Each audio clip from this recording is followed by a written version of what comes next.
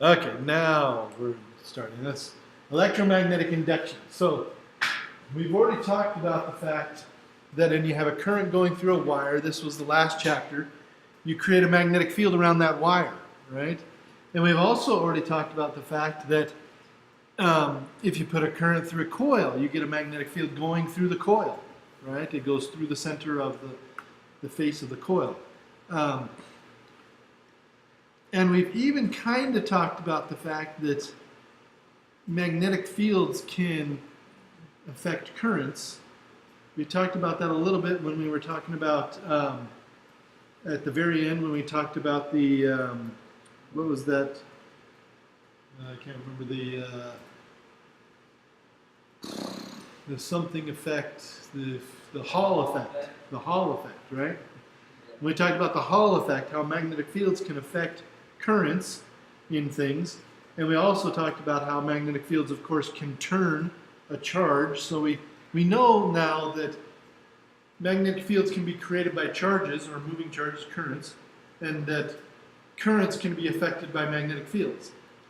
And what it really comes down to is that you cannot have one without the other. If there's a magnetic field going on, there's always going to be some kind of current thing going on. And if there's a current going on, there's always going to be some kind of magnetic field going on. In other words, there is no such thing as electricity and magnetism. They're not separate. There is electromagnetism, and that's it. There's always one when you have the other. So they always are coexistent.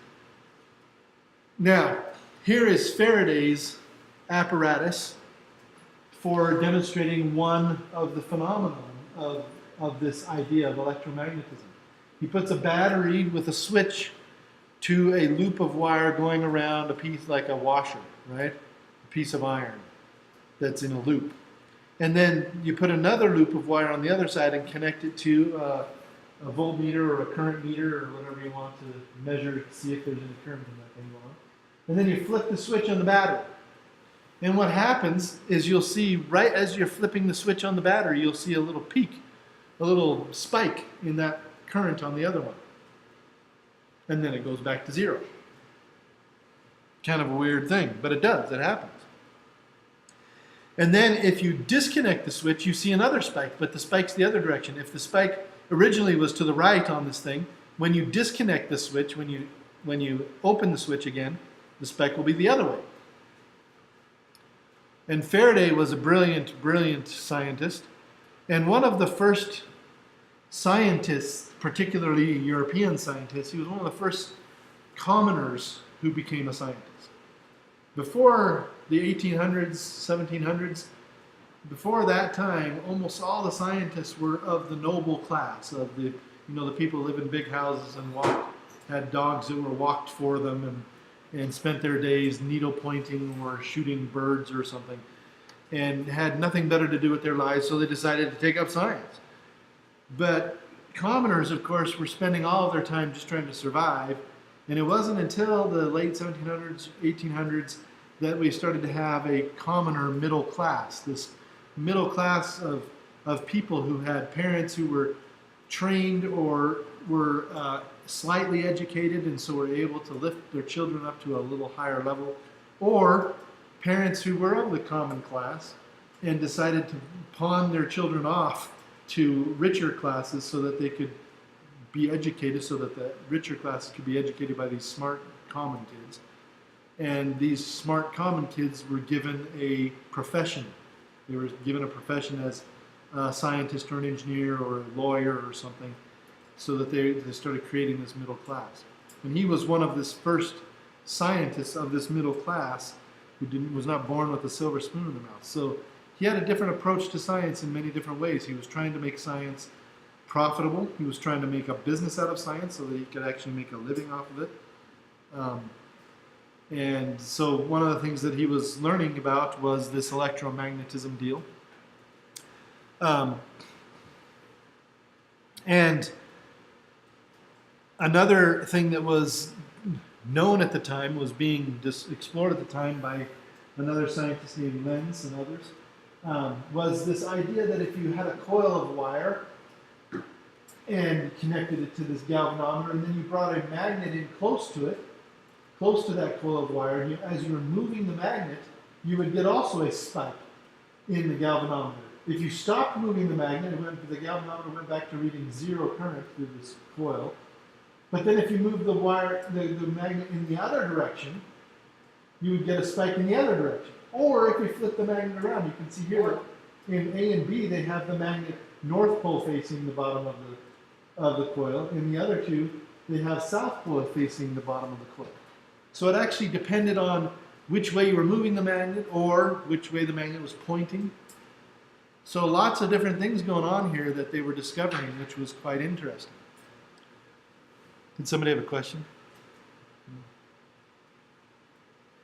Another experiment showed that if you put a coil in a magnetic field and then connected it like a motor with brushes and commutators or whatever, and then you rotated this coil in the field, then you would get a current going through the coil in one direction, so the needle would lean over to the right, and then as you switched directions, in other words, the coil was facing the other direction, you would get it going the other direction, go back and forth and back and forth and back and forth. And this started to be really practical and useful. People started to realize we can create electricity from mechanical movement. By rotating a coil in a magnetic field, we can create this alternating current that goes one way direction, another direction, back and forth, back and forth. And they even realized that they could create a semi-DC current if they split the commutator and put the brushes on the separate sides of a split commutator like a DC motor like we saw in the last chapter. But it was Faraday that came along and said, we can put some math to this. And this was the math that he put to it. So we're going to introduce you to a new quantity called the magnetic flux. Flux literally means flow. Anybody in here ever welded before or done some, if you've welded or done some brazing or soldering, you often use this stuff called flux. And flux has two purposes. Truthfully, if it's just flux, it only really has one purpose, but it really has two purposes. Flux is usually some kind of acid that cleans the surfaces that you're trying to weld or solder or braze or whatever. And but the reason that it cleans the surface is because a clean surface allows the material that you're trying to weld with or to braze with or whatever, it allows it to flow over the surface and stick to the surface better. So flux literally means flow. So when we talk about the magnetic flux, which is this, the Greek letter phi right here, that's the Greek letter phi. The Greek letter phi is for flux, and the flux is how much magnetic field line flow that you have through a particular area, or a magnetic field flow through a particular area. It doesn't have to be field line flow. But we often represent it with field lines. So we have a particular area, which is this yellow square of area, and we have this magnetic field coming through at an angle in this particular case. And if we want to calculate the magnetic flux through a particular area, we use the magnetic field, which is B. We multiply by the area that it's passing through, A. And then we take the cosine of the angle theta, and the cosine of the angle theta is taken with respect to the normal of the area. So here's our area. The normal to it is a line that comes out perpendicular to the face of the area. And the angle would be between the magnetic field and that normal to the area. It's not between the magnetic field and the face of the area. It's the magnetic field and the normal to the area. So that's our theta. So the flux is defined as magnetic field times area times cosine theta. Why would we want to measure the flux? Well, the flux is actually something, why would we want to calculate the flux? The flux is something that can be measured. That the Hall probe that we used to measure magnetic field last week is measuring magnetic flux. That's right. That's why it had to be perpendicular to the field. But magnetic flux is something that can be measured. Magnetic field, not so easy. It's actually a little bit harder to measure magnetic field. You have to do some calculations after you so the device that you use for measuring magnetic field actually has a specific area on it, and it does the calculations for you. But this is the calculation that it does. It rearranges this equation to calculate B with the area and the angle and the flux. However, the interesting thing about this is, well, no, the next thing is the interesting thing about this next chapter.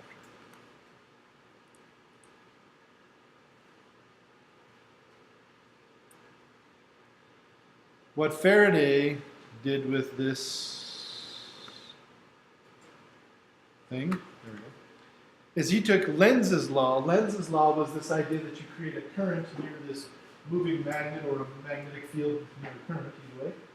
He took this idea and he put it together into this law, which says that if you change the flux in time, and there's some number of coils N, you create an EMF.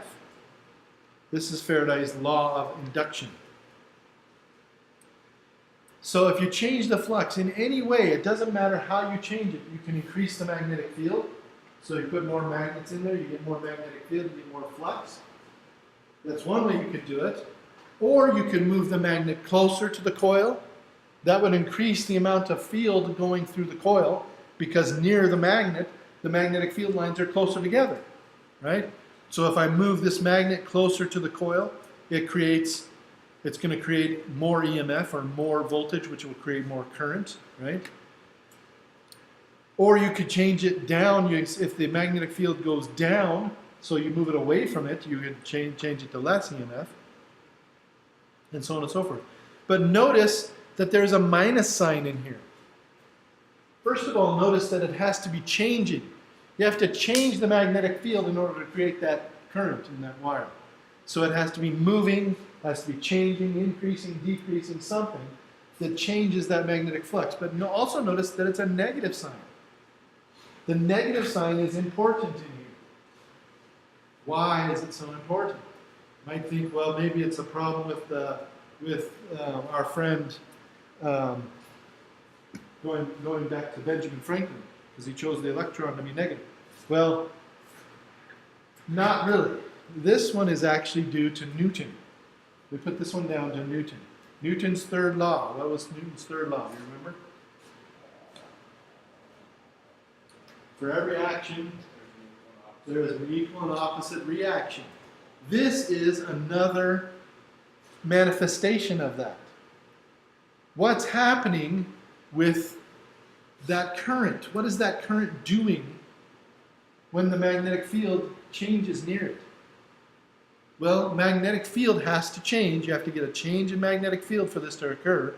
And if you change something according to Newton, what does nature try to do? Balance. It tries to balance it. Nature tries to react in a way that is going to counteract that change. Okay, so this is important. You have a magnet that is moving towards a coil. Here's our coil. We have a magnet that's moving towards our coil, right?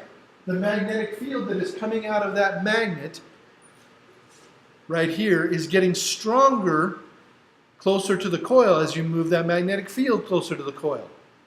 So what happens is the coil, there's a current that is induced or created in the coil by this change in magnetic field. But what direction is that EMF going to be? What direction is that current going to be in? Because remember that a current going through a coil creates a what? It creates a magnetic field. So you're changing the magnetic field by bringing in a magnet close. Then that induces a created magnetic field by the current going around the coil. Guess which way the magnetic field from the coil is going to be? It is going to be opposite. It's going to create a magnetic field that is opposite the changing magnetic field. So this magnetic field coming in is changing to the right. It's increasing to the right. So the coil is going to create a magnetic field that is to the left. And it's going to cancel out that magnetic field that is coming in. You start out with no magnetic field near this coil. You bring in a magnetic field. by bringing in the magnet, and the coil creates a magnetic field in the opposite direction to cancel it out. So Newton's third law is in effect here.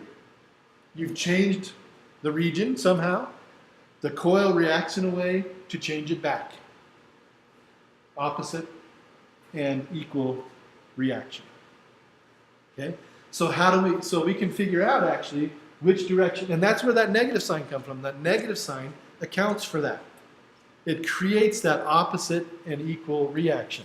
So what direction will that current be in to create a magnetic field going back this way? The right-hand rule says we put our thumb in the direction of the magnetic field, and our hand will go around the loop in the direction of the current.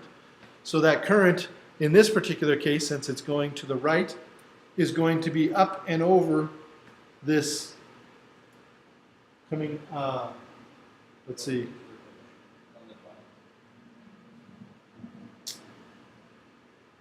I can't tell which way these loops are. Is the dotted line at the back of the page, or is it the front of the page? I'm assuming that's at the front of the page. I guess. Hard to say. But anyway, this current would be coming out of the bottom of the page and going into the top of the page to create that magnetic field, pointing to the left to counteract the magnetic field that's coming in from the left going to the right. If we moved this magnetic field away, then the current in this would be the opposite direction. It would create a magnetic field in the opposite direction. If we flip the magnet around so that the magnetic field is going to the left as we move it in towards here, then we would also get that opposite thing. So that magnetic field is always going to be created, the current is going to be created in that coil in such a way that it creates a magnetic field that opposes the change in magnetic field that is inducing the current. Now that gets really confusing. Here's a set of instructions to help us to figure it out, but really what it comes down to is we need to practice it. We need to practice this idea. Here they show all kinds of applications of this. So this is, an antiquated device, the tape recorder machine, right? The VCR, this is probably a VCR, it looks like. But you've got these great big heads here. This is essentially a big magnetic head, and that thing records data onto the tape by inducing, you induce a magnetic field by putting a current through there, and then it creates that magnetism in the tape. But it also reads, it has a reader head that's right down here, it's a smaller thing, that gets, that when the tape goes past that reader head, it induces a current in that reader head, and then that current plays the sound or the data or whatever it is coming off of it. Here is a transducer, put on a baby's head, which induces electric current to this one. I'm not sure what they're using it for. This is a transcranial magnetic stimulation. So it's creating a magnetic field inside the brain to help the brain function, to increase brain function. So they know that certain parts of the brain, if they're induced with certain currents, if you induce certain currents in the brain, then you can cause better brain function. The problem with that is you could do that electrically, but then you'd have to actually make connections in the brain. So you'd actually have to cut open the skull and put little electrodes in the brain to induce those currents, to make those currents happen. However, you can induce the currents by creating changing magnetic fields. So you can focus changing magnetic fields using coils outside the skull. So this is not cut into the skull at all, it's just kind of glued to the head. And it's creating these changing magnetic fields that can cause brain function. It can cause those currents in the brain to fire off.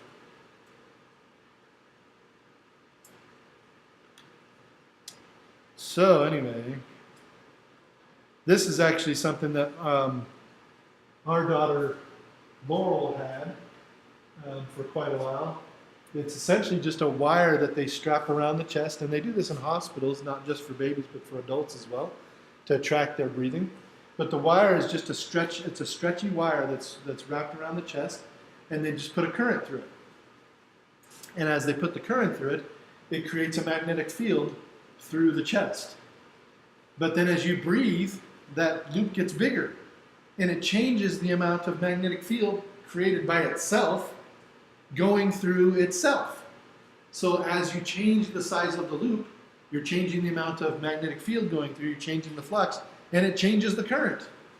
So you've created a magnetic field by putting a current through, then you change the magnetic field by changing the size of the loop, which changes the amount of current that you put through, which changes the reading on the instrument, and so you can actually track if somebody is breathing. If that stops changing, then they're not breathing.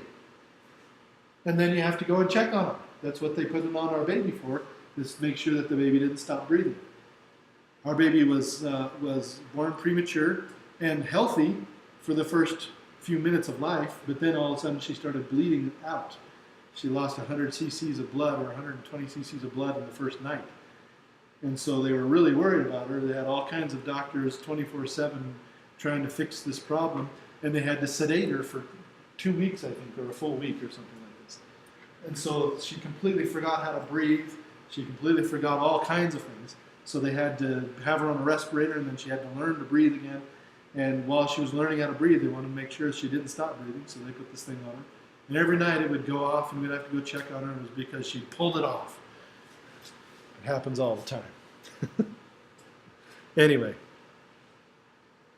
she's grown and healthy now. She definitely knows how to use her lungs. Okay, so let's talk about how we can use this Faraday's law of induction in a problem here. We want to calculate the magnitude of the induced EMF when we have a magnet put into a coil, thrust into a coil, giving the following information. We have a single loop in this coil that is a radius of 6 centimeters. We need that because we need to know the flux, and the flux is calculated by the area, right? So we need that. The average value of B cosine theta, so they tell us everything, goes from 0.5 Tesla to 0.25 Tesla in 1 second. So that's going to tell us the delta flux. And that happens in 1 second. That's going to give us some information about the delta flux. So if we have n equals 1, because it's one loop, and we have delta t is 0.1 seconds, that gives us everything in the equation except the delta flux. The delta flux is calculated by B times A times cosine theta, and we need to know the change in it. We know that the change in B cosine theta, delta B cosine theta, they've told us, goes from 0.5 to 0.25. So that's our 0.5 is our beginning, 0.25 is our end. So we take the difference there, and that gives us, let's see, what is it, 0.05 to 0.25, sorry. 0.05 to 0.25, so we take 0.25 minus 0.05, and that gives us 0.2 for our change in the magnetic field times cosine theta. Then we need to multiply that by our area. We take our 6 centimeters, 0.06 meters, square it. That's our radius squared, and we multiply by pi to get the 1.3 times 10 to the minus 2. And then that's our delta phi, or our change in flux. Now we know our change in flux, our change in time, and the number of coils is 1. Multiply them together, get 22.6 millivolts of voltage across that coil. And then if we know the resistance in the coil, we could actually calculate the current in the coil as well.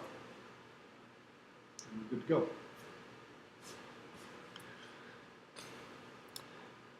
Be glad you're not taking the calculus version of this class. Because if you were taking the calculus version of this class, this would be the last thing you learned this semester, and you would spend the rest of the semester trying to do this in calculus, which is a real pain in the butt.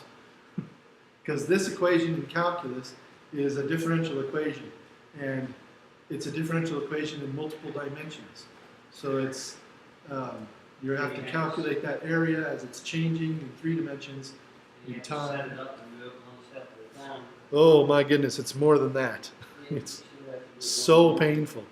This becomes Gauss's law combined with Faraday's law combined with Ampere's law, and you're doing these three equations all at once, and each one of these equations is a differential equation, and then you're trying to solve them in 3 dimensions using 3-dimensional vector calculus, and that's pretty much the whole class.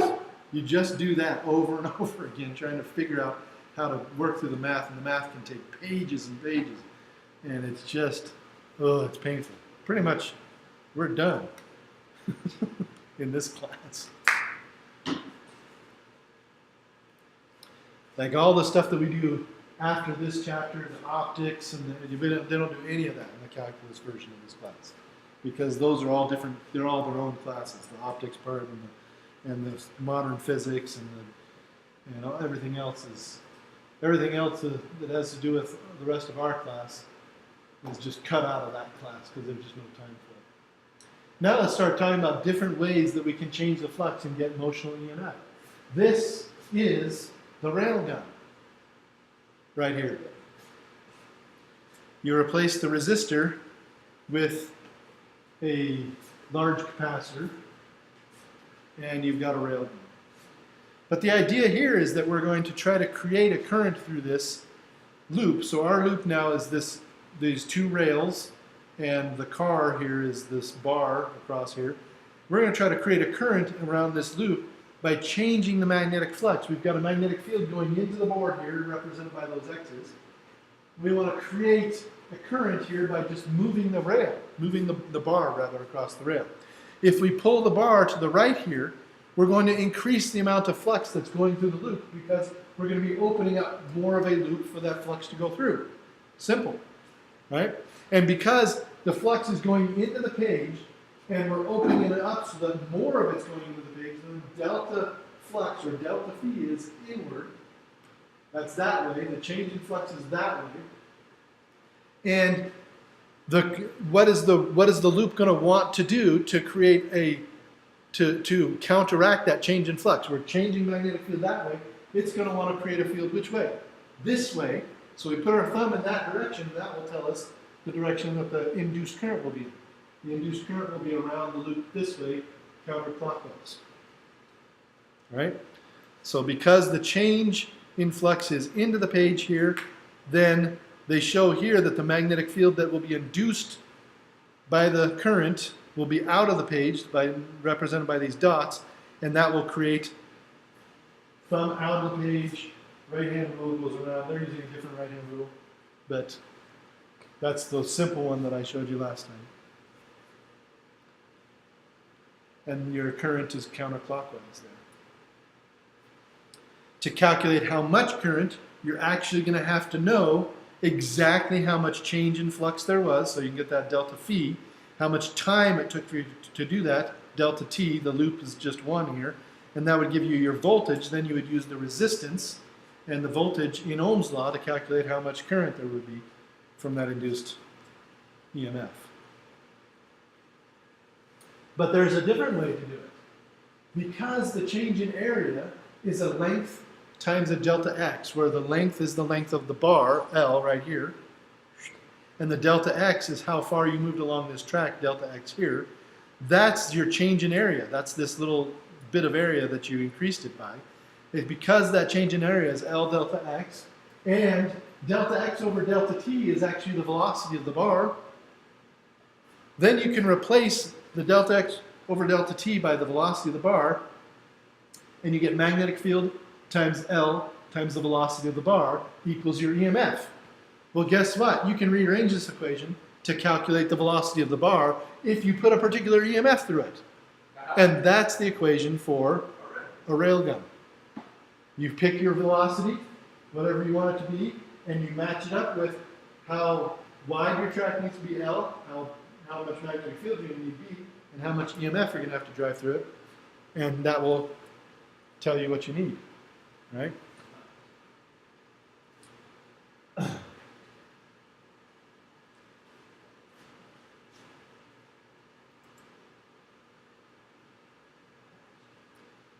This has all kinds of implications, these things. So, for example, if you're the space shuttle and you're tethering a satellite You have a tethered satellite here with a wire going around in a loop here. And then you're moving, because you're in orbit, satellite and the space shuttle are in orbit, then you're moving through a magnetic field, because the Earth has a magnetic field out there, right?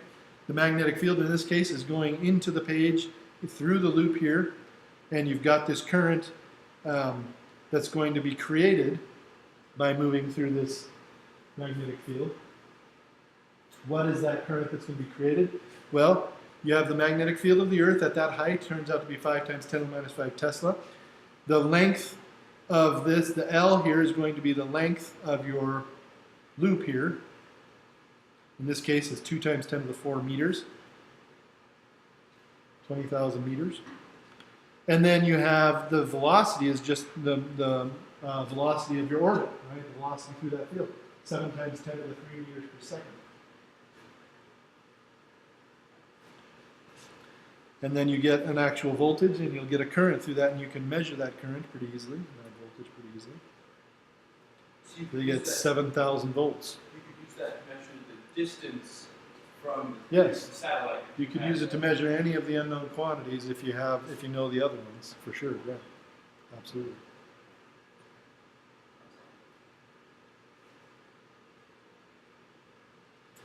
But one of my favorite things, and this is what we should really do tomorrow. This is what I did last year for this class, is the induction stove. Have you heard of induction stoves? So an induction stove can be made several different ways, but the easiest way is to just have a rotating magnet plate. You have a plate of rotating magnets, and you rotate them super fast, so you have this changing magnetic field all the time. And then you put a pan on top of it. And the pan the rotating magnets will induce a current in the pan. You don't have to put it on top of the rotating, it just has to be above it. So you can just put like a glass plate on top of the rotating magnets, and then just put their pan there, and it will heat up the pan without heating anything else up. That's the easiest way to do it. The more elegant way to do it is to have a superconducting coil underneath, with a current going through that's changing all the time, and that's changing the magnetic field. That's much more elegant, no moving parts and everything else, but it's expensive to have a superconducting coil.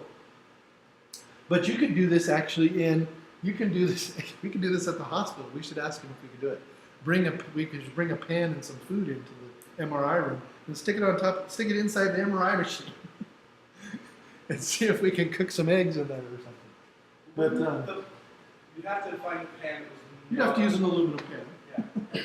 Yeah, you definitely don't want to use an iron pan, because then it just gets sucked in and kills something, breaks something. But yeah, I mean, this would be a cool thing to do.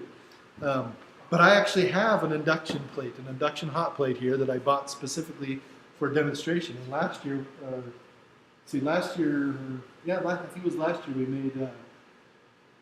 So we made chorizo and eggs, or chorizo and something, because we had a guy from Spain here. This year we should do something. We should do deer or elk or something. Should we cook something tomorrow on my induction plate? All right, you bring some meat. I'll bring the induction plate. Something you've hunted this year. Bring some eggs. You want to do eggs? You want to do steak and eggs? Yep. Okay. Yes. I think elk would be the best one for steak and eggs. Bring some elk steak. I'll bring some eggs. We'll do steak and eggs tomorrow. Sorry if you're in Lincoln, we won't be able to send you any steak and eggs to Lincoln. We have one student in Lincoln, so we'll do some induction, and it's really interesting because it heats up super fast.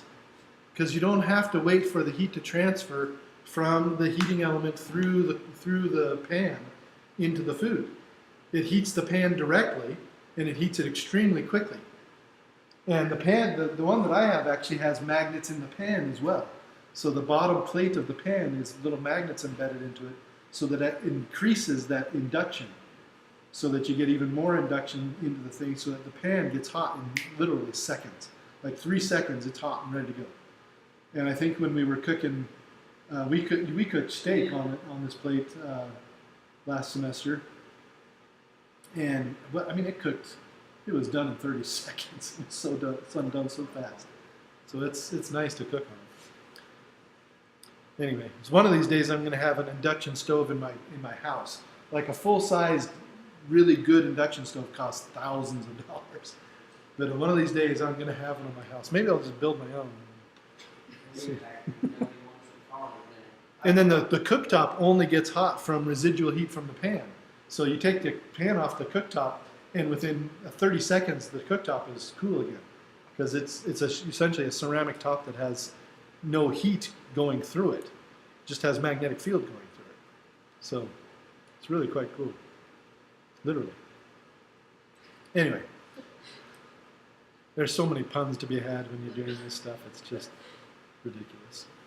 Okay, as if puns aren't ridiculous on their own right. Okay, so this is a demonstration that I actually have, and that if we had time, we would do it right here during class. We might have time to do it during class. But the idea is you have these pendulums made of different pieces of materials. You have one that's just made of a solid flat plate, and you swing it through a magnetic field, and it affects, it actually slows it down. Now I do have a different version of this. Let's see if I can find it.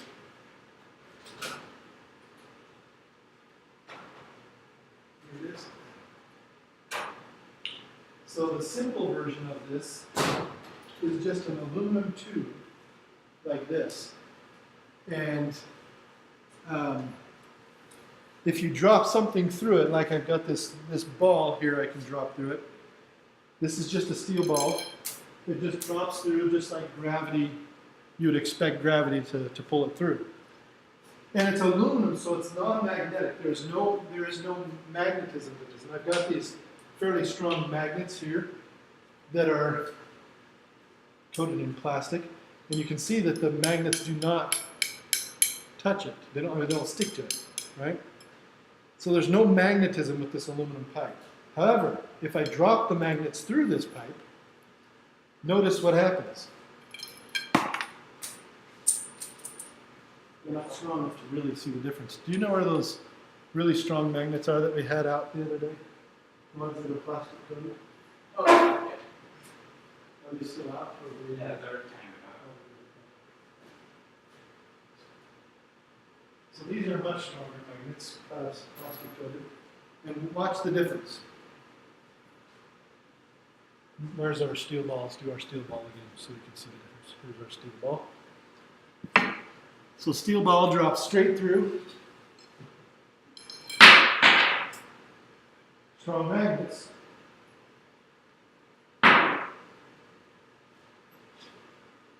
Why?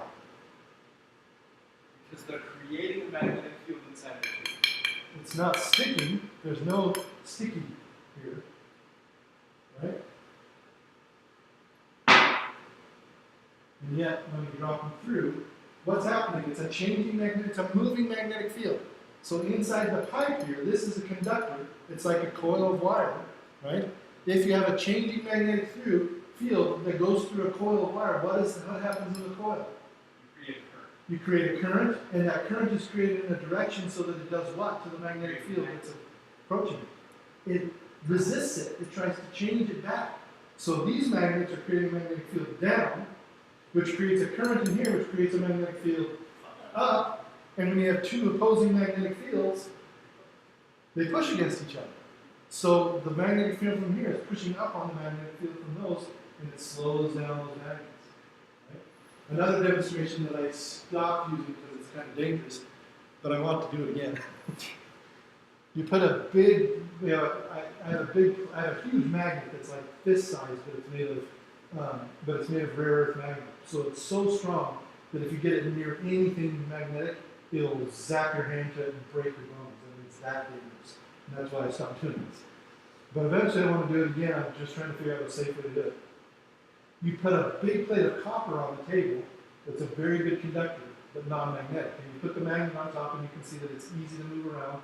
It doesn't stick to the copper at all. Then you lift up the magnet and wrap your hand around it like you make a fist with it. And you swing your hand down at the copper plate as hard as you can. And what's going to happen? You're going to stop before you Your hand is going to slow down as you get close to that plate. And you'll never be able to bang your hand on the plate. it goes, and then it slows down, and you slowly set the magnet. And the harder you do it, the more it resists, because it creates a bigger current in that plate. And copper is such a great conductor that it creates a nice big current and a big magnetic field from that. So the harder you swing, the bigger change it is, and the bigger resistance you get, and the harder it is to hit the plate. The only way you can hit the plate is to gently set the magnet down on the plate. You know, because it just creates such a huge magnetic field. Please do that. You just need to. I want to see that. It's a really cool demonstration, but I actually pinched off a big chunk of my skin doing this because I got it near something magnetic and I popped, and it literally just cut right through my finger. And then when I took the magnet off, I had this flat piece of skin that was like pasted to the steel. And it really hurt. It hurt so bad for like 2 weeks. We just need to set aside an You area that probably has with your no fingers. magnetic. Yeah, my fingers, between volleyball I and working on my house, and I get so many injuries. Like You struggle. finger injuries are the #1 injury you get playing volleyball. You get torqued up so bad. If you ever meet a professional volleyball player, look at their pinkies.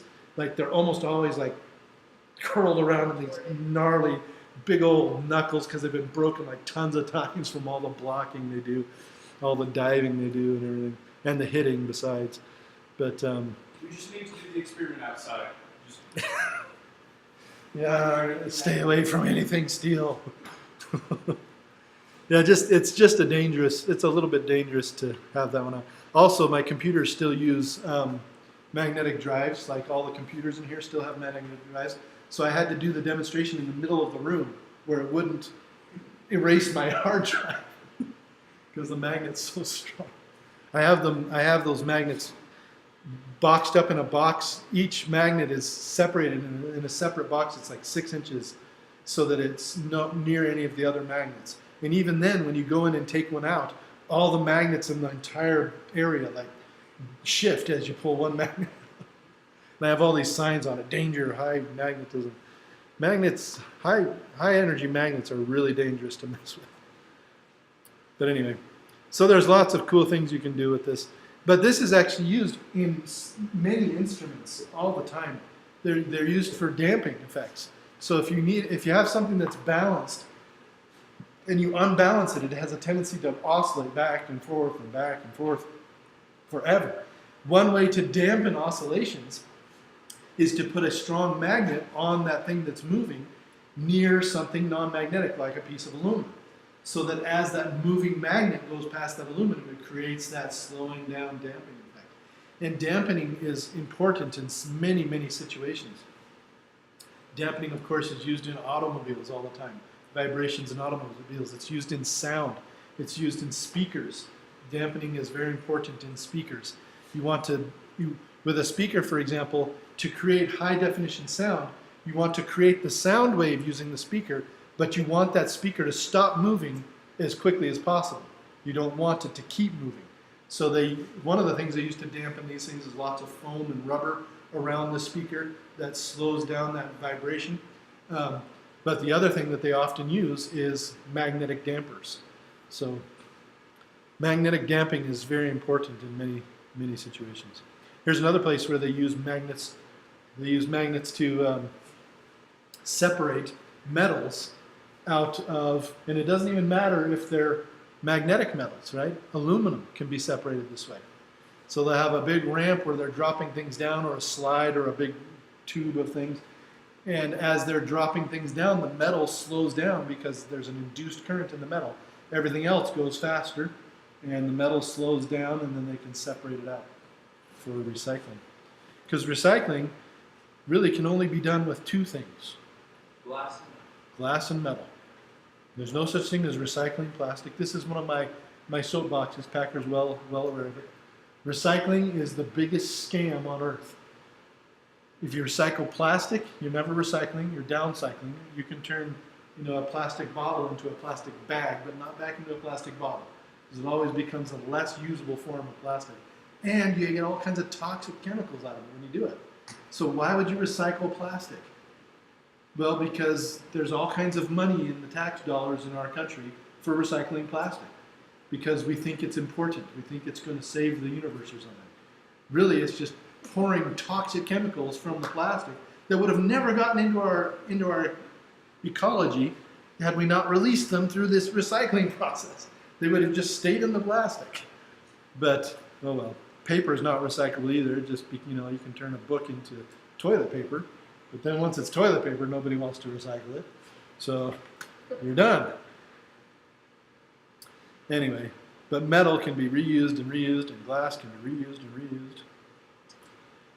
Oh, here's another one. Roller coasters. How many of you like roller coasters?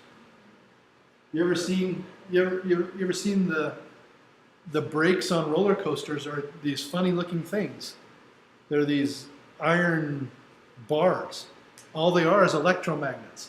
And on the roller coaster you have these sheets of metal that go between those bars. And as they go between them, these electromagnets engage, turn on a huge magnetic field and slow them down. And the reason that they use those is because they don't wear out. And on a roller coaster, you don't want to be constantly replacing parts on the roller coaster. The roller coaster would be down all the time for replacing parts. So they use electromagnetic brakes. Why don't we use them in cars? Well, we actually do. They're just kind of expensive. So they're used in very expensive cars. You'll get them in a Prius. You'll see them in a Tesla, where they can actually use the induced current from using these brakes to charge the batteries. So they use the induced current to keep the car running, but it's way too expensive for normal cars. So, and normal cars have so much energy from the gasoline engine that they don't need extra electricity for charging things. So, whereas the Prius and the Tesla definitely need that charge because they just don't have enough gas in them. All right, so now we get on to the practical uses of this stuff, electric generators. So if you want to create electricity, you just need to have a changing magnetic field through a coil. One way to do that is to turn the coil so that the magnetic field is always changing direction, it's always changing strength. So you're always getting a current going through this coil one way or another. And it's as simple as that. But so you just spin that motor. yeah. You spin your motor. If you spin the rotor of your motor, you'll get a current out instead of having to put one in. And that's a generator. And it's the same equation, except that delta phi over delta time is now going to be a rotation thing. So you have to know how fast it's rotating. In this particular case, the generator is going through 1/4 of a revolution. So in 1/4 of a revolution, you're going from the face of the coil facing the magnet to the face of the coil in line with the magnetic field. So you're going from maximum flux to minimum flux in 1/4 of a turn, right? Your maximum flux being the magnetic field times the area times cosine theta, which is going to be 1 in that case, or -1. And then it will go to the magnetic field times the area times the cosine of theta, which will be 0 when it's lined up with it. So you go from maximum to minimum in that short amount of time, and this time they say it's 15 milliseconds, and that's not that short, I guess, for a motor, but you plug in the numbers and you get 131 volts. That's not even that fast of a turn, and you already got the amount of voltage you need in your house. Unfortunately, to get the amount of current that you need to send it to your house and the amount of voltage, you need a lot higher voltage. So they spin them a lot faster, and they get thousands of volts, and then they step it up even to hundreds of thousands of volts. There's a simpler way to do this as well, and the simpler way is to recognize that spinning this thing is going to have something to do with an angular velocity. And so if you spin this thing and you get some of an angular velocity, it's going to be your v times the sine of omega t in there, and then through going through the math of angular mechanics, which we learned last semester, you end up getting to this equation right here, where you have the number of coils still, you still have the area of the coil, you still have the magnetic field in there, but you end up with an omega here instead of a v. So instead of having a velocity, you have an angular velocity. Remember that omega is related to velocity by the radius. And then you have sine times omega t instead of sine of theta. And if this thing goes around and around at a nice constant angular velocity, then you can let that omega, you can turn that omega into See, they don't do it here actually. Sorry. If you go to nice constant velocity though, you can define this as a constant frequency or an angular velocity at the maximum. So your maximum EMF would be calculated by just NAB omega. And then this would be considered your maximum EMF, and you plug that in here times sine omega t to get the oscillations at different times during the motion. So you essentially have a peak and a time-dependent equation. So your constant that constant EMF, which is the max, would be your maximum peak and your minimum peak away from the center here, from the center line. And if you split your brushes, or you split your commutator into two half commutators and put your brushes on it, you could actually get something that looks kind of like a DC current, where it never goes negative, it always stays positive. It does jump from 0 up to that positive. But if you get enough loops in there at different angles, then you could overlap them and eventually get an EMF that's pretty constant.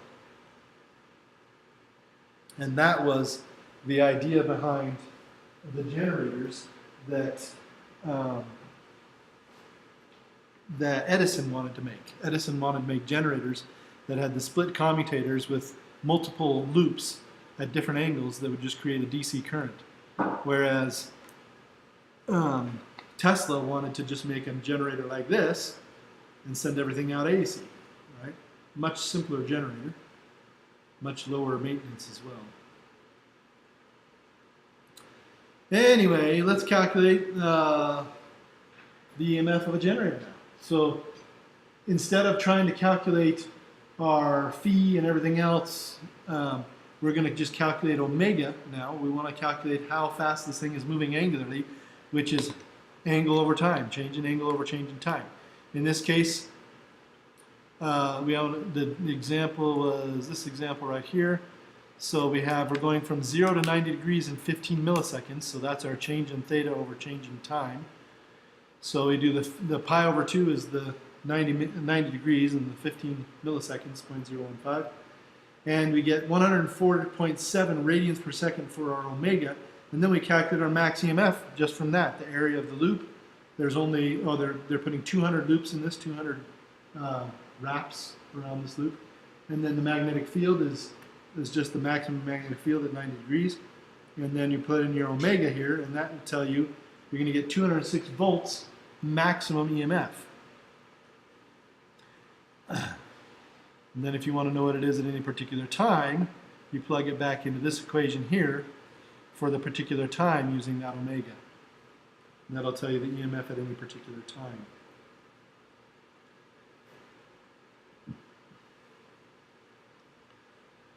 And how is this done, practically? Practically speaking, you have to have something to turn the generator and to give you that omega. And they use the turbines like this. You can't really see the blades here in that picture, I guess, but there are these blades in here that are turned by the steam. The steam comes in here, and this thing is normally all sealed up inside of this generator so that the steam can't get out. But as the steam goes through, this high pressure steam turns these blades, and there's several sets of them so that it turns a coarser blade and then a finer blade and a finer blade. And you get as much energy out of that steam as you can. By the time the steam comes out, it's almost condensing. It's almost cooled off to the point of turning back into a liquid. And then they put it through some condensers to cool it off, and then they heat it up again in the coal, in the big coal furnace at the generator. But this thing is much bigger than it looks. This thing is stories tall. Like this can, I don't know how big the generators are out at the coal plant here, but they're probably 2 or 3 stories tall, is my guess. The steam generators can be huge.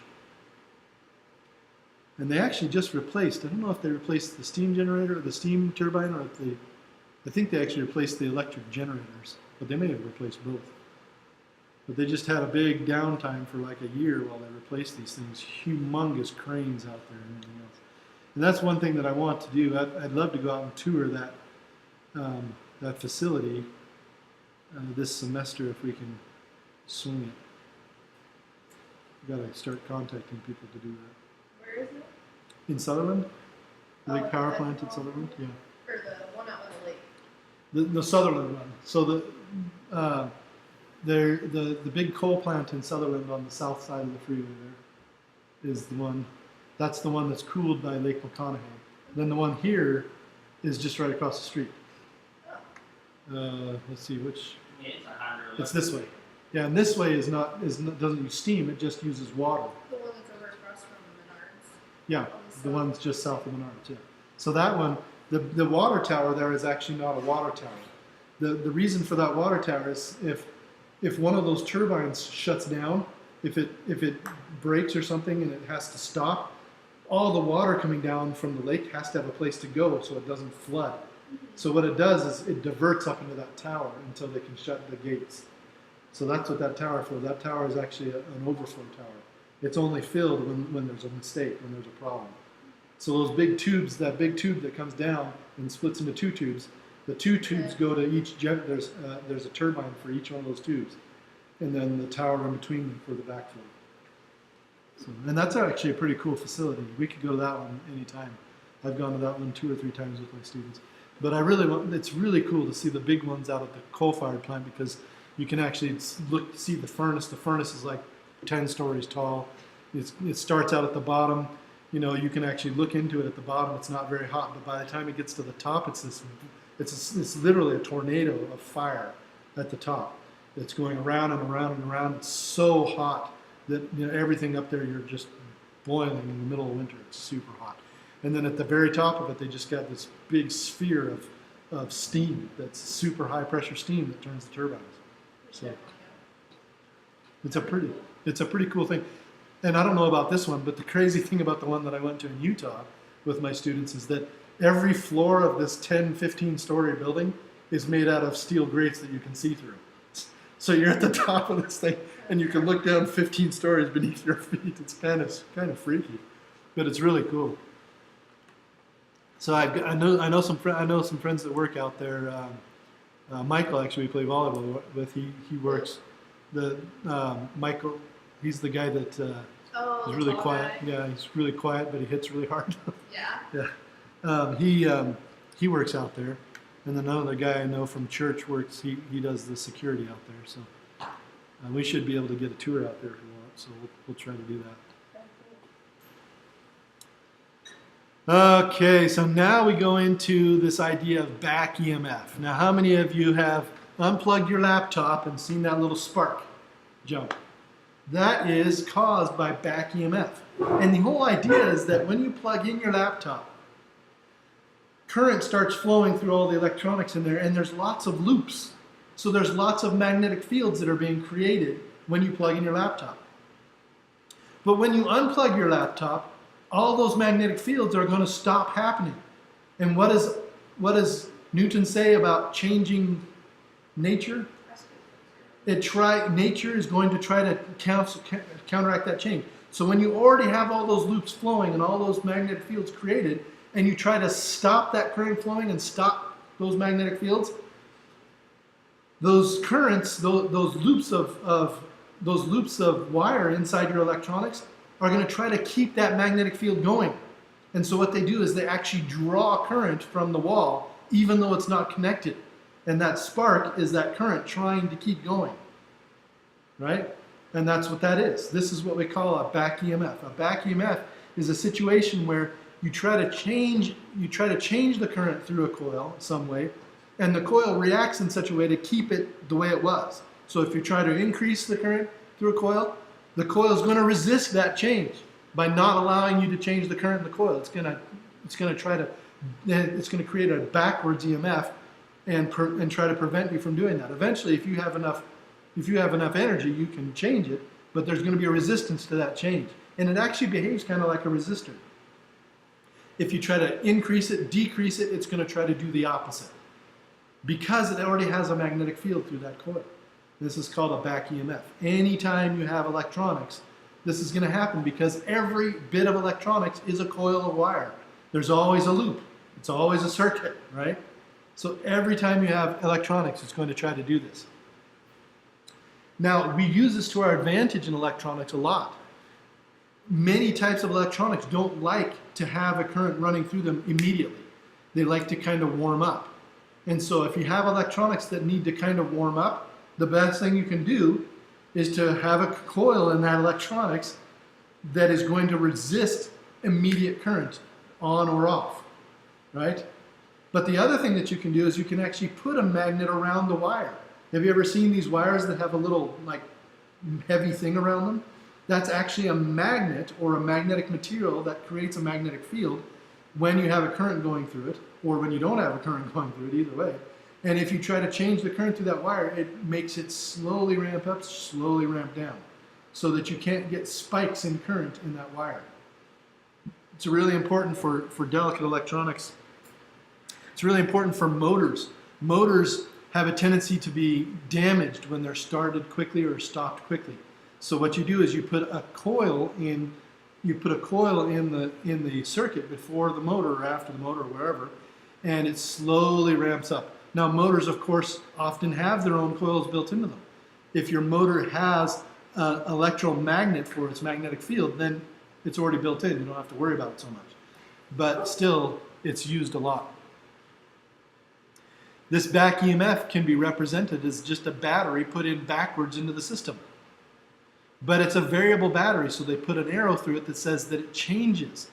This battery, this back EMF, is greatest when you turn on a circuit and when you turn off a circuit.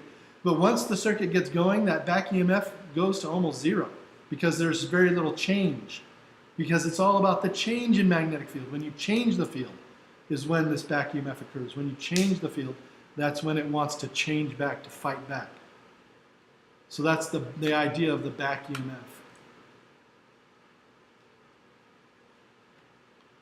I don't think they actually made us calculate that back EMF, did they? No. So there's no back EMF. But you can think of the back EMF as being at its greatest equal to the change in EMF.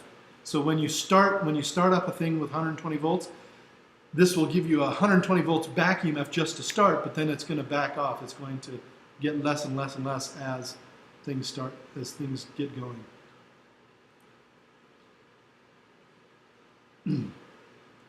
Now we're going to talk about transformers. You've seen these things. You've seen these things when you plug in something on the wall. Your laptop has a transformer. That's the box that you plug into. The wall wart that you see when you're plugging in electronics to the wall, and it has this big old plug, big old thing. That's a transformer. And it's heavy because it's made of coils of wire once again. But what is a transformer actually? A transformer is this thing that Faraday used to demonstrate his law of induction. It's a coil or a loop of metal that has to be a magnetic metal, iron usually, or steel. Has to be able to carry a magnetic field, and you put a loop through it. You put a loop around it of coil on one side and another loop on the other side. The one side we call the primary side, the other side we call the secondary side. And here on the primary we have just a few loops, and the secondary has a lot of loops, but it can be the other way as well. It just depends on what you're trying to do with it. But this idea of the transformer is that you're creating an induced magnetic field through the iron core. So the primary loop, you put a current through it, and it creates a changing magnetic field through the iron core, but that changing magnetic field creates another current on the secondary loop. So this is a way of transferring current from one loop to another without ever connecting the two loops. And this can have a lot of uses. This can have the use of just transferring a current from one side to the other without actually having the current go from one side to the other. But it can also create a current that has a new voltage to it and a new current to it. So the number of loops on each side determines the amount of current or the amount of voltage, really voltage and current, that's going to be transferred. And this is how it works. The voltage on the secondary loop is going to be dependent on the amount of flux, magnetic flux, changing through it, and it's going to be directly related to the number of coils on the secondary loop. So you can change your voltage on the secondary loop by changing the number of coils on the secondary loop, plain and simple. There's always that negative sign because it is going to be Faraday's law and it is going to be a reaction. But the voltage on the primary loop is also directly related to the number of coils on the primary loop. So if you put these two equations together, because the thing that's going to be the same is the magnetic field, this delta phi over delta t, the magnetic field going through the metal is going to be the same. So if you solve for Vp over Np and then set these equal to each other, because delta phi over delta t is going to be the same, you get this equation, which tells you that the voltages are going to be directly related to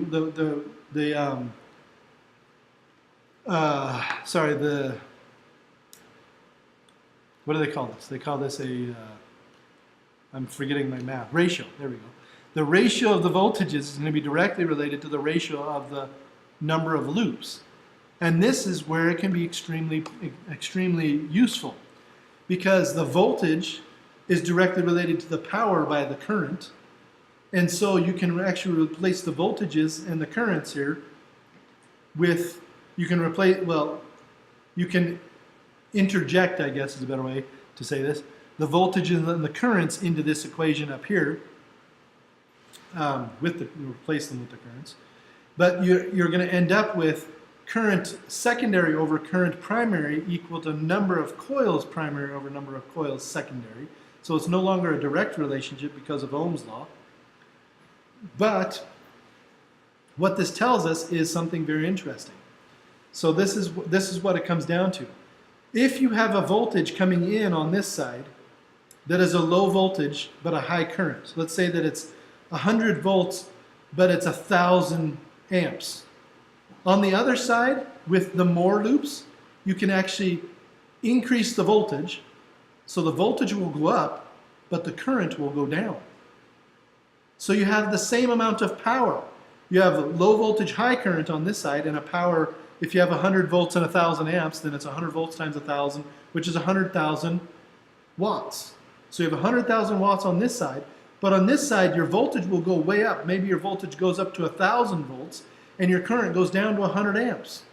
But you have the same amount of power. And that's why they call it a transformer, because you've transformed the voltage and current to something different, but the power remains the same. You've not lost any energy through this. Now, in truth, you can lose some energy, because as you change the magnetic field through here, you actually create some eddy currents in here, and you get some heating of the metal. You get some heating of this magnetic metal in between. So you can lose some power, but it's negligible compared to the amount of power you transfer. So it's a very small percentage. Now, why is this so important? Well, in DC currents, in AC currents, this can be important in a couple different ways. You can actually change an AC current into a DC current using a different number of transformers by doing some different tricks. But in DC current, you can also get a spike of current to go, so you can, once you change the current on one side of the transformer, you'll get a spike of current on the other. So if you need a spike of current, you can use a transformer to get a spike of current, and that's nice.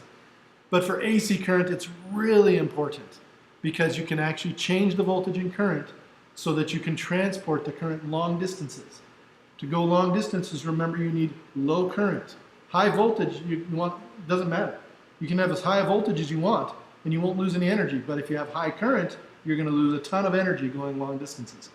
So you crank your voltage up to super high voltages, and you'll get very low currents, and you can transport that energy very long distance without much energy loss. So here's one example of this use. In this particular use, we're going to use this to get a step-up transformer to create a very large voltage so we can create X-rays. For X-rays, you need a really high voltage, but you don't need much current. You just need really high voltage. So we need 100 kilovolts to create an X-ray. This 100 kilovolt X-ray will be a kind of a soft X-ray. It'll be good for looking at, for example, it'll be good for mammograms, for example. 100 kilovolts is good for mammogram. You could do a little bit lower for mammogram, but you're not going to get, it's not going to be good for looking at bones really well, but it'll be good for looking at soft tissue X-ray. So in the primary, in this one's going to have 50 loops, and it's going to draw 10 amps, and it's going to have 120 volts. 120 volts, 10 amps. We want to know the number of loops in the secondary if we want to go from 120 volts up to 100,000 volts. So we go ahead and solve this equation using 100,000 volts as our secondary voltage, and primary voltage 120 volts, and our primary coils, or primary number of loops is 50. And it turns out that we need 40,000 volts, 40,000 loops on our secondary loops. That's not a big deal. It's not going to carry a lot of current, so it's not going to have to be heavy wire. We can use really small wire, put 40,000 loops on there, and we're good to go. This is used all the time. We should make a taser. We could make a taser with this. We can make our own little X-ray machine. X-ray machines are really easy to make, actually. We used to make X-ray tubes. That's what I used to do. In fact, I got one right here. Here's an X-ray tube. Here's an X-ray tube. These right here, this is a, let's see, this one's 45 kilovolts. This one's a 45 kilovolts. So this could do a soft tissue X-ray. In fact, yeah, you can do hands. In fact, that's what we designed it for. We normally do like 55 and like 2 mass for a hand. Yeah, so we did, this was designed to make a handheld X-ray machine. So it actually used a DeWalt battery, used a 12-volt battery, and then we used a transformer to jump this up to, we actually used something different than a transformer because we were using DC voltage. We actually used what's called a transistor ladder, but we were able to jump it up to 45,000 volts. And this is a very unique one because most X-rays are side X-ray machines. They're a glass tube, and the X-rays come out the side. So you lose a lot of X-rays because it travels a long distance. This one, the X-rays come out the face, and the face is made of beryllium. So you can put this right up next to it and get no loss. You're getting no loss in X-rays. So it's a high transmission tube. So you just punch this right up next to somebody's hand, put a piece of film on the backside or a detector on the backside, and you can get a field X-ray from this. What did you do as the detector when you used? You could use film, or you could use a CCD, like a CCD camera. Either way. So this was a field X-ray. It could be used by field medics. They actually used them. Doctors Without Borders used these as well. So the thing about these is these are not hospital approved, because to get hospital approved you have to have all kinds of safety features. But for field X-rays, nobody cares. In the field, you're just trying to fix people, not trying to be all safe and everything. That's sweet. Yeah, this was a fun project, and actually, this was actually originally designed for use on the Mars rover. So this is a very low power X-ray source, so they could bump it up against a rock and look at what rocks are made. So what do you have to do to make it work? To make this particular one work, we'd have to connect it to 45,000 volts. These ones are actually broken. These ones are ones they gave me for free for demonstration because they were broken. So we couldn't actually make these work. But Cool. yeah, so X-ray tubes they're a lot of fun. That's what I did as my undergraduate internship, is worked for this company making X-ray tubes for NASA. Other X-ray love them. students will love that. Yeah, they're fun, and actually they're much cheaper than your standard X-ray tube as well. We were able to get the cost down to So basically, Quite- you don't have to quite have low. you don't have like an anode. You're cutting. yeah. We have both. They're both in there. So then let me show you the. Well, if it's going straight out of there, So the cathode, our cathode is actually this end. Our anode is this end. So the electrons. This is an electron gun on this end. There's a vacuum in here, and this is the anode end. No, this is the cathode end. So that's the target. So the beryllium window is the actually cathode, yeah. that's It is normally. normal. So normal, yeah, normal X-ray tubes are the other way, but we did it a more efficient way, because we are actually accelerating to here, and then we're transmitting the X-rays through the window. So normally, what you'd have to do, what normal X-ray tubes do, is you have to hammer the anode with the electrodes, with the And electrons, it goes and then they go out this way, the other way. They go down. Down or whatever. They go outside of this. They go outside of the tube. Or whatever. In this one, they actually go through the end of the tube. So our cathode is actually the window as Oh, well. I see. So this is actually coated with silver, and that silver is actually our target. So it's our target and our window at once. So it just goes out the end. It's transmitted out the end instead of reflected off the end. So it's much more efficient. So why don't hospitals use that system? Because the companies that make those machines in hospitals have been making them for 100 years, and they have all of the contracts, and they have all of the the name brand recognition. It's a huge industry. You can't just walk into a hospital and say I have a new X-ray machine that works better and more efficiently. And hospitals don't care about efficiency because they don't worry about electricity. Electricity they have in gobs. They just plug into a wall. They get millions of amps of whatever they need. But on a Mars rover, you have whatever you take with you. And so NASA was much more interested, and then people who needed portable X-ray machines were more interested as well. So this company will never break into the hospital industry because they don't need what we have. Whereas NASA does, Doctors Without Borders does need that. They have a portable mammogram machine now that they can use in the field, in Africa or wherever, and they can treat people with breast cancer, and they can scan hands with the same machine and other things. They're even making one that can do dental X-rays in the field too. So It's just like almost physically hurts me when people say I don't care about efficiency. yeah, but in many cases it just doesn't matter. In a hospital, you've got so much power. The wall sockets, just like we do. You just don't have to worry about it. Efficiency is not an issue. They do care about efficiency on a larger scale, but their X-ray machines, the way they do that, the way they deal with efficiency is they use digital X-rays now. They used to use analog X-rays that used they had to take a lot of current going through it for a long time. And now they use digital X-rays that just take a really quick picture using digital imagery. And that has two good things. It uses less energy and it's less exposure to the patient. So that's how they deal with efficiency. and it works. For them it works. They're getting, it uses 10% of the X-rays now or something less with digital Like X-rays. the exposure. Yeah, is it about 10% or less? Probably not. Like if you use CR or film, like if you shot a hand, you would be doing like 60 kVp and 3 mass. But a digital, you do maybe like 50 to 55 kVp and 2 mass. Yeah.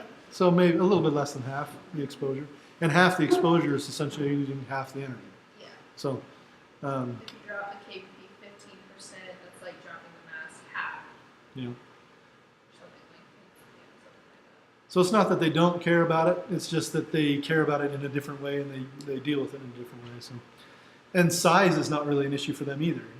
A normal X-ray tube is about the size of your forearm, but they've got the room. It's not like they're trying to squish this into a little rover. They've got a room that people have to fit into, so it's not going to hurt them to have something that big. It's not a big deal. But they're changing slowly, and eventually the companies that make X-ray machines will use smaller and smaller tubes because it will be cheaper for them and more efficient. But it doesn't move quite as fast as NASA does.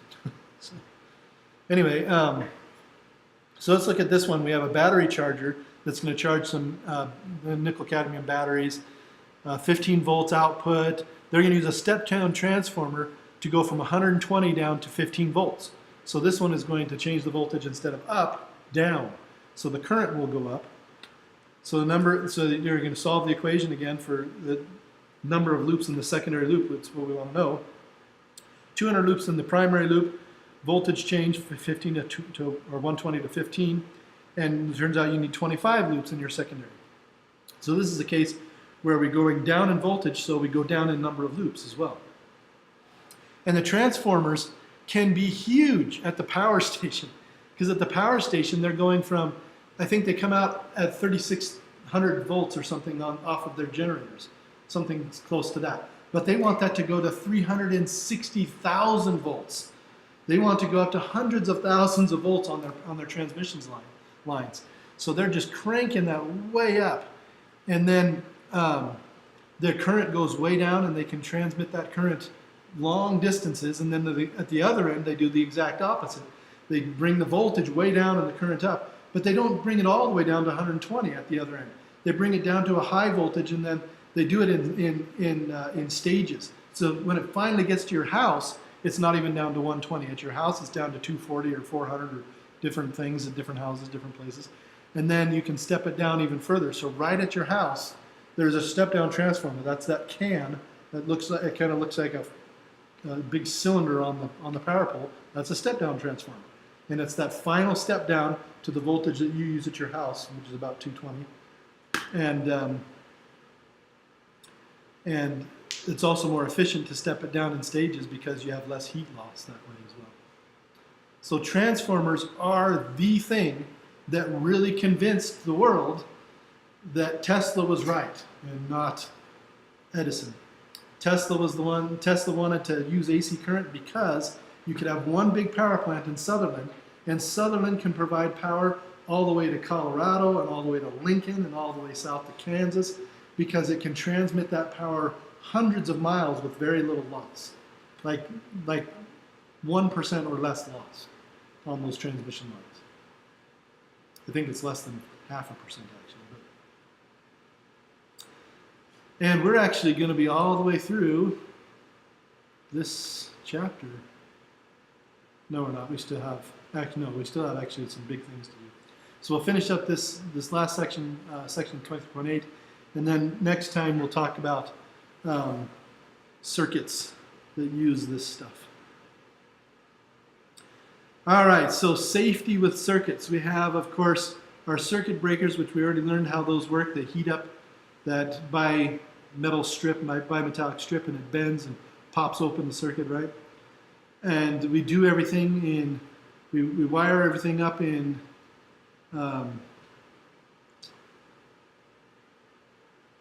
parallel so that each circuit has got its own circuit breaker.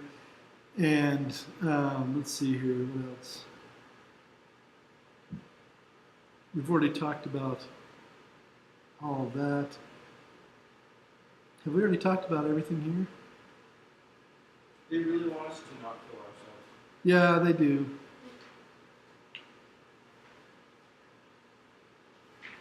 Oh, okay, yeah, here they're going to talk about the GFCI.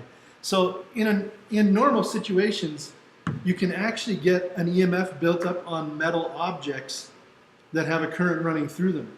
So if you have a metal object, a metal case of an object, like a stereo or some other device, and you have a current going through it because it's running on your house current, then you can get an EMF on the case and you can get a shock from it. And if you've ever worked around metal electronics, you'll know that that is possible. There are a couple different ways you can fix that. One way that you can fix that is you can wire the case directly to the safety ground. But not all electronics have a safety ground, so there are other ways to do that. You can actually wire the case into an EMF circuit, like into an inductive circuit that actually goes back into the circuitry, goes back into the neutral side of the wire. So you can do that, or you can have the GFCI idea. And this one is actually going to create this this local tripping device, this local device that's going to prevent that current from flowing into a person. And it works on this this back EMF idea. You have essentially what you have in here is kind of like a little transformer that's inside of the device that is wired around this magnetic thing, this magnetic materials loop thing. And if you get a big current jump in here, if something tries to draw current from here, it's going to try to go through this GFCI first before it ever even gets to the device that's being grounded, that's being shorted out by dropping your hairdryer in the water or something. So before that current even gets to the device, it goes through this GFCI. And when it goes through that GFCI, it creates a spike in the GFCI, and the spike in the GFCI is going to cut that circuit. It's going to immediately open that circuit using that switch. And that's the advantage of the GFCI over a circuit breaker. A circuit breaker, the current has to go through the person first before it breaks the current. So it actually has to create a loop through the person that's holding their hairdryer.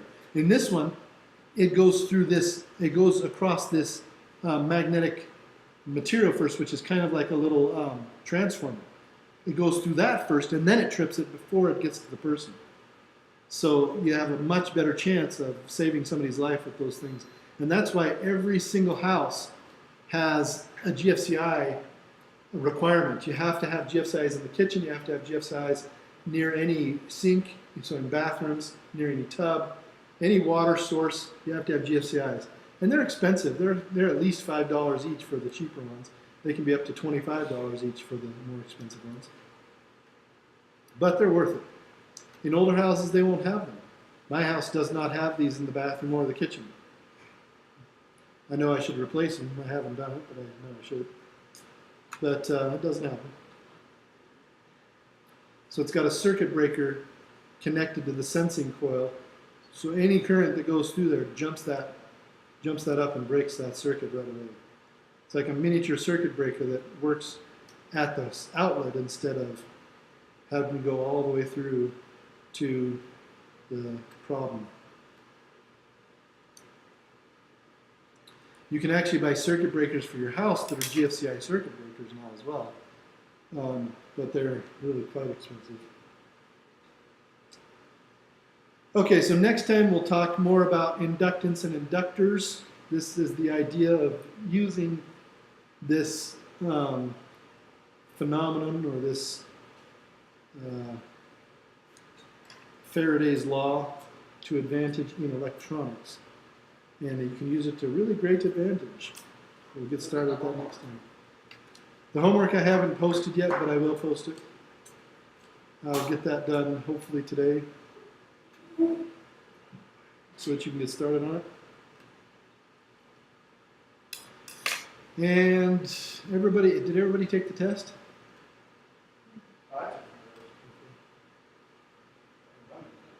Yes. All right, so we're done for today. Have a good day. Let's see, where's my recording?